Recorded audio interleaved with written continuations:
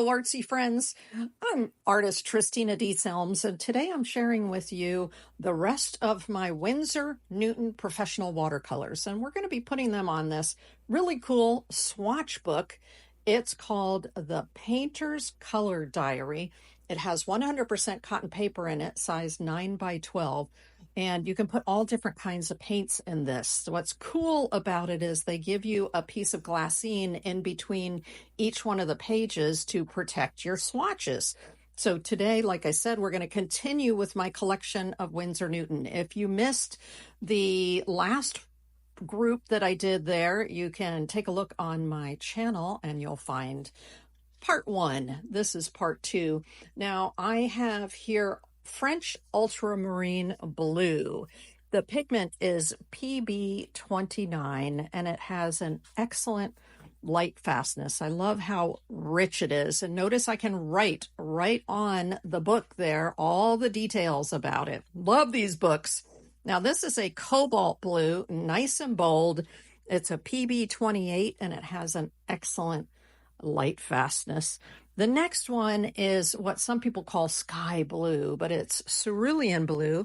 It's a PB35 and it has an excellent light fastness. Now we're getting into the cobalt turquoise. It's pigment PB36.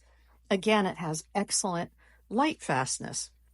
Now here's one that I didn't realize I was going to fall in love with, but it's indigo. And it has 3 pigments in it, PBK6, PV19, PB15, and it has an excellent light fastness.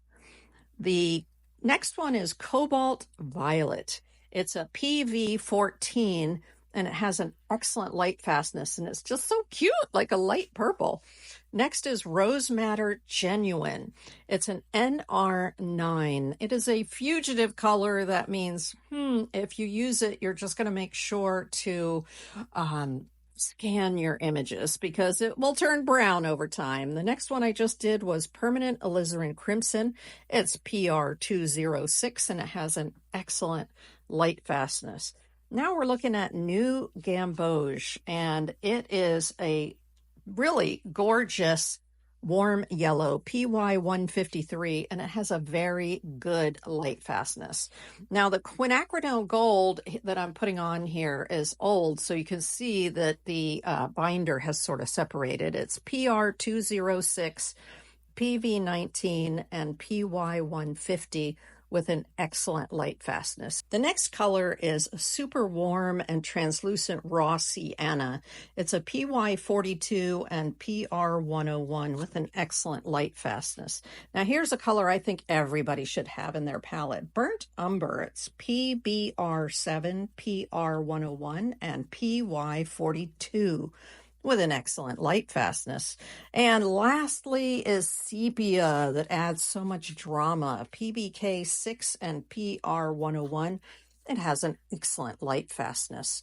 Now here's my studio workhorse, the Canson XL 140 pound, in this case 9 by 12 cold press watercolor paper. It's what I use to test out all of my colors on. And so I'm going to use these colors as a palette and just have some fun with it. We're going to use the size 10 Princeton Velvet Touch brush. And all of these supplies, including the brushes and the paints, will be listed in the description of the video below. There I'm using that New Gamboge yellow to mix both an orange and a green, using reds and blues for those.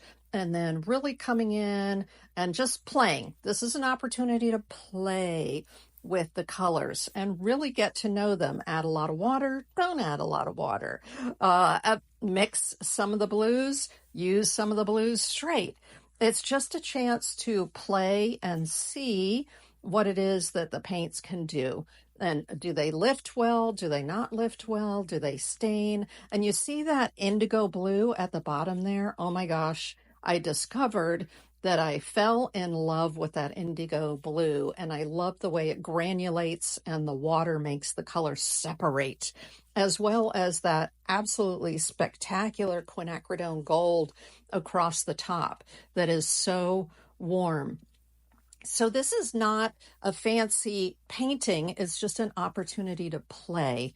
And now I'm going to take my two favorite colors that I discovered from that play, and it's the indigo and that quinacridone gold, and I'm mixing them together. I'm using them densely. I'm using them with lots of water. Look at those really cool greens that come out of mixing those two colors together.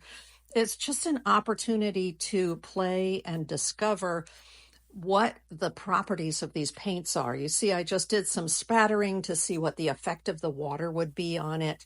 Then I come back and spatter more and add more water. Look at this. I'm adding more water into different sections to see what happens. How does the paint separate when it has lots of water on it?